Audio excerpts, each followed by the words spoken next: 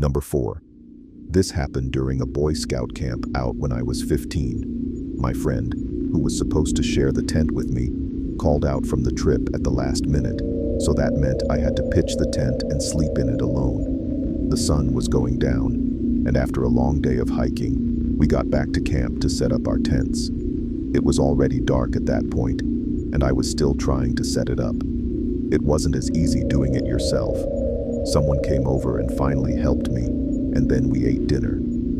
After the cliched telling of scary stories around the campfire, we all went to sleep. I guess I was a little happy that I had my own tent at that point since I had more room. I fell asleep quickly, but woke up in the middle of the night to the sound of somebody stomping around my tent. I immediately assumed it was another scout going to take a leak or something. You may be thinking that all our tents were pitched right next to each other, but our scoutmasters actually had us pitch our tents far apart, so I was pretty far from my closest scout mates. The stomping around the tent seemed to just be going around in a circle, so at that point, I was sure somebody was messing with me. I asked who it was, and in response to that, they stomped off into the woods. I almost found myself going out and following them, but I figured it wasn't worth it and just tried to fall back asleep. But after that, it was hard to. Sure enough, the stomping came back and started circling the tent again. I was pissed off now, so I got up and unzipped the door to the tent. I was expecting to see another scout, but when I confronted the person making the noise, instead I saw a grown man, probably 6'5" in his mid-30s. My heart was racing, and I couldn't even gather up the courage to scream. The man gave me a creepy smile and then brought his finger to his lips, signaling for me to be quiet. I did a quick 180 and sprinted to my Scout M's tent, screaming like a baby. He ran out before I even reached the tent, and I told him about the man I saw. He and the other scoutmaster ran over to my tent with one of the hunting rifles, but they didn't find the man. They did, however, pick up on the tracks the man left walking around the tent.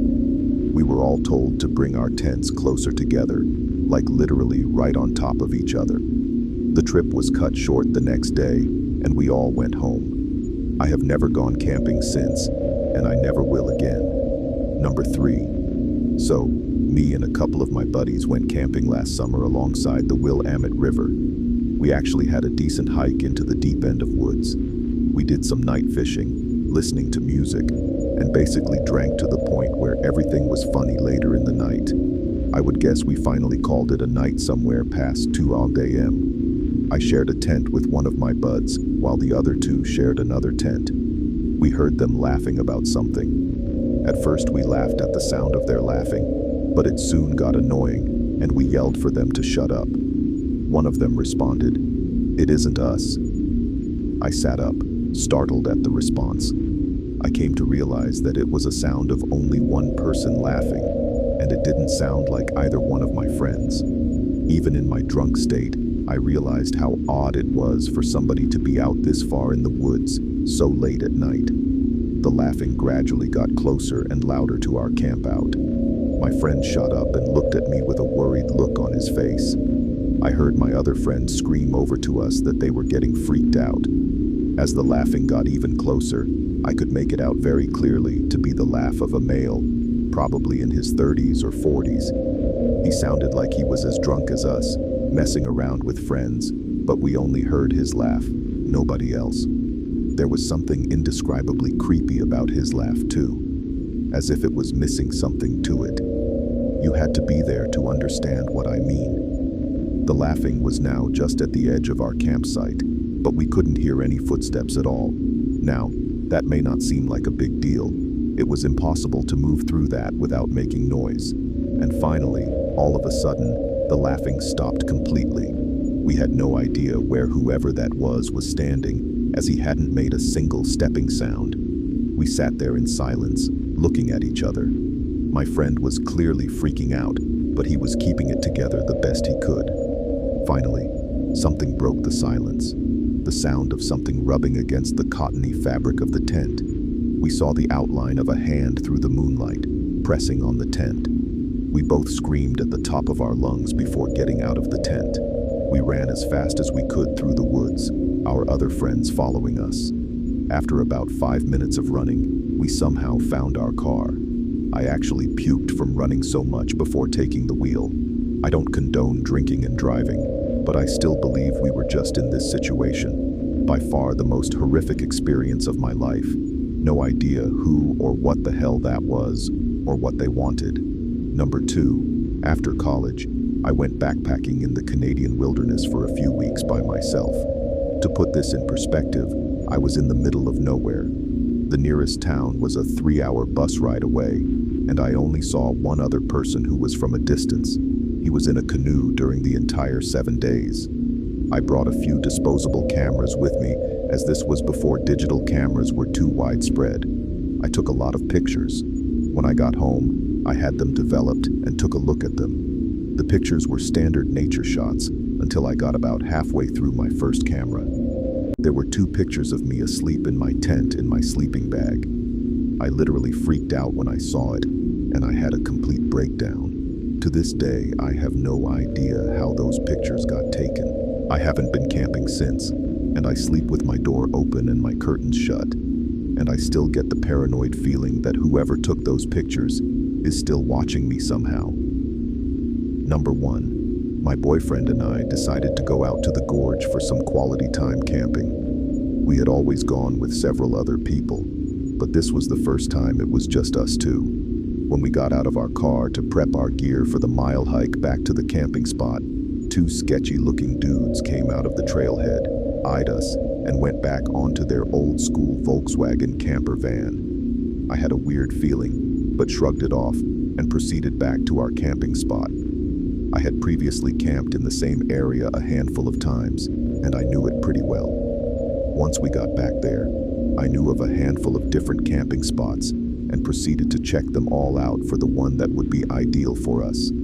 I noticed what looked like someone camping further up the hill, so I picked a spot a little further down where we'd most likely be out of sight. Not out of your shot though, as I heard him yelling with someone else back over on the trail. It was starting to get dark by the time we got everything set up, so I figured I'd start looking for firewood. Suddenly, this guy appears out of nowhere and asks us if we'd like any help, and offered to sell us a bundle of firewood for $10. I laughed because we were in the woods, thus surrounded by wood, which I could pick up off the ground for free. He then said that I wouldn't find much because they'd already cleared it out over the past few weeks. I asked him how long he'd been camping up there, and he said almost a month. I already had the creeps about him, and he claimed he was up there by himself.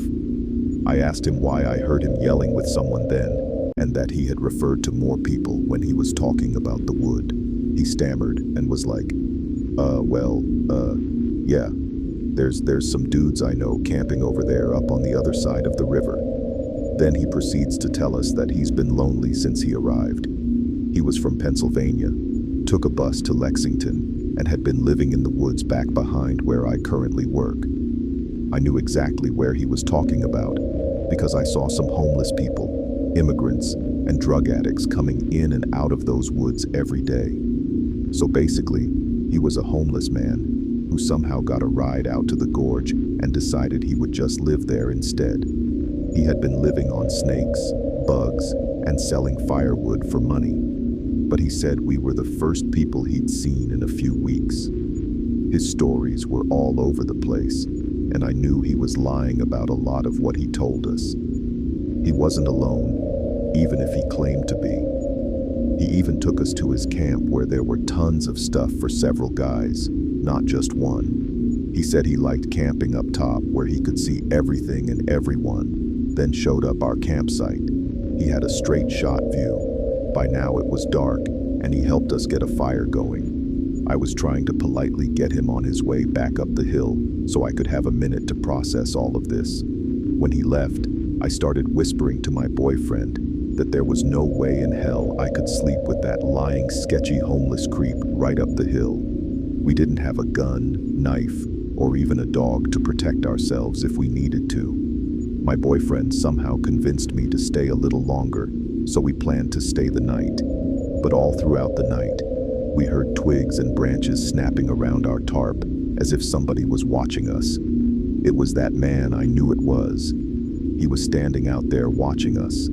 I said, "Let's quietly get our auto together and get the hell out of there." Which we did, only we left our new tarps set up because they would make too much noise and he'd know we were leaving. As soon as I stood up with my pack, ready to get the hell out of there, he yells, "Leaving so soon?" We proceeded to get away from there as quickly as possible. The most disturbing thing, as we were getting away from there, the man yelled for us to come back. That only made us go even faster.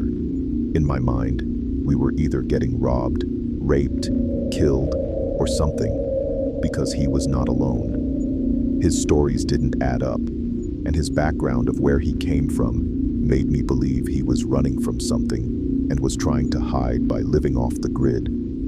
I called the Rangers the next morning and told them about him. Luckily, all he got from us was a set of new tarps.